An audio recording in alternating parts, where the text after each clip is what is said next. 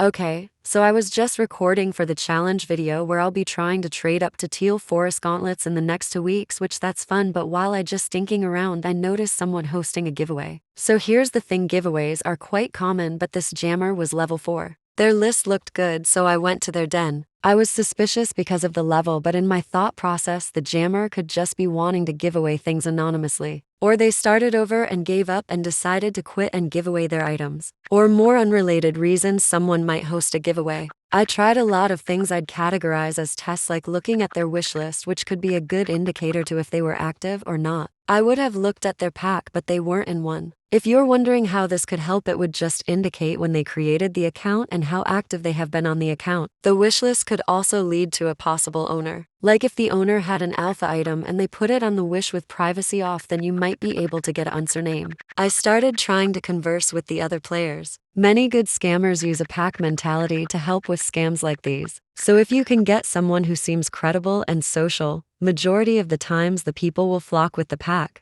The owner ended up asking to have everyone buddy them, which is suspicious considering that this is only a giveaway. Why do they need to buddy people? That's when they brought up the trust trade system. If you are unfamiliar with the trust trade system, it's when you trade the person and you accept the trade, and the person trades back your items. Although this person was kinda smart with it, just saying they're not going to accept the trade. So there's no trade to gain more people's trust with the scam. My attention immediately went to the people who volunteered to go first, because they could be helpers. Many scammers use helpers to gain the trust of the group. At the end, I will reveal the helps, but I want to know if you can find out. So if you want, comment who you think the helpers are and what time you decided that at. There are 2 helpers if you want. I was really happy to notice plain telling people it was a scam. What they did was really smart and probably helped a lot of people there, especially kids, who many struggle knowing or understanding if it's a scam or not. I went to Kitty to tell them because they looked the rarest in the place and possibly the one who would lose the most if they were to get scammed. Although it didn't work and my trade was not accepted, I was trying my best not to be outwardly accusing them so I wouldn't get kicked out. I was really suspicious of the 2 people trading the scammer, and I was overall suspicious of them. Many scammers use their helpers to trade them rare items so that they can help make people trade more rare and expensive items. I started to loosen up a bit when more people talked about them being a scammer and that this is a scam. I'm actually really happy on how many people treated this and helped people know it's a scam. I tried encouraging people to only trade small or trashy items to waste the time of the scammer so we could save other people from getting scammed. Although I don't think my message was taken positively, as I was soon being accused of being the helper.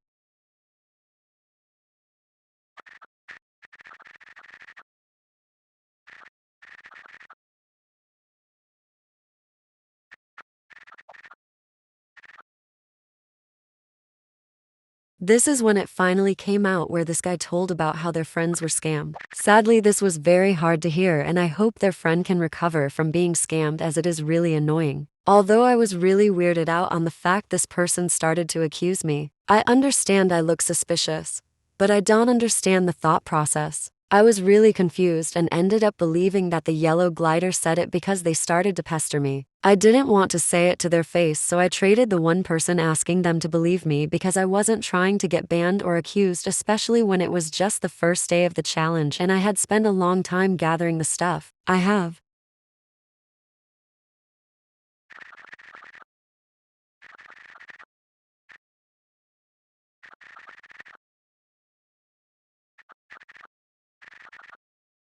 I used the only info I could to get people to believe me, like giving my channel name and main name. If you are in a situation like this, you shouldn't do what I did and instead actually say you didn't do it, because when I did, they ended up believing me and it all ended fine. If you missed it, you should have noticed how Kitty traded to blackout spikes to the person despite being very cautious and accusing the owner of scamming. This is what I mean with the group mentality, as Kitty is most likely one of the helpers, as they talked and interacted with the group, making many people perceive them as a leader and credible person when they are actually the helper. In many scams like this, if a person says they didn't scam or whatnot, majority of the time they are the scammer or the helper. Because why would you want to paint the scammer in a good light even after you heavily ridiculed the scammer for being a scammer? Some people later left to start a different giveaway. That's not a scam. I assume they did it to prevent anyone getting scammed anymore, which I think was very good of them, and I hope they had a good giveaway.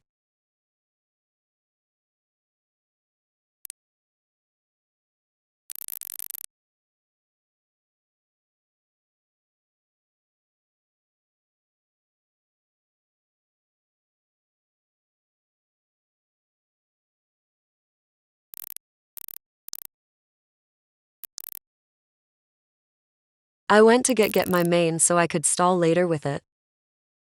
I noticed that looked suspicious, so I acted like I was jagging and stuff. I will probably stop talking because I've run out of things to talk about. I will let you see how it all played out and talk if I need to again. I just noticed. If you look at Kitty, they didn't trade anything at all.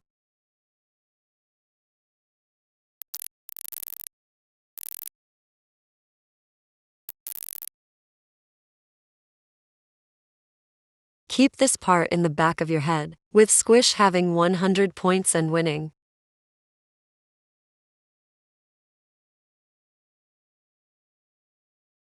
Notice how they kinda encouraged me. Most people wouldn't do that because they want to win unless they have an alternative motive.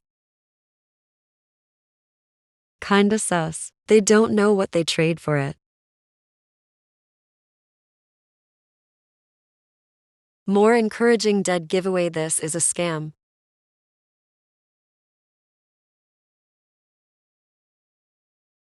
This is when I kinda realized I was the only person not a helper here. I decided to look at their packs to decipher any info. Looking at the packs, I noted Kitty is newer to their pack and probably just it today or a few days ago, which would fit perfectly with scammers' level, as considering the scam did the wheel every time they log in for 4 days, they would be around level 4. I ended up trading the scammer to waste time, and that's when it all crumbled. Sadly, I forgot to take screenshots, so I need you to take my word for it. In the trade, the scammer said Kitty was whining with 100 points when in reality they also said Squish was winning with 100 points, mean they were actually tied. If this was a really giveaway, they wouldn't have made the mistake. The funny part was that Kitty really only had 75 points, as said in the chat, after trading the 2 blackout spikes, meaning Squish was winning. I ended up calling out the scammers because at this point I was convinced.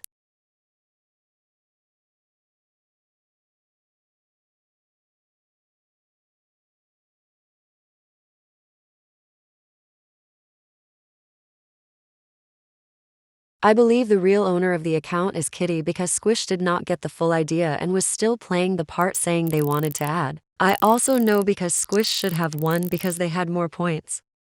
I started trolling them. Although I shouldn't have done it, look at what Kitty says about them having the items despite them really only have 75 points and are the loser. Thankfully, nobody got scammed but the scammer themselves out of their time.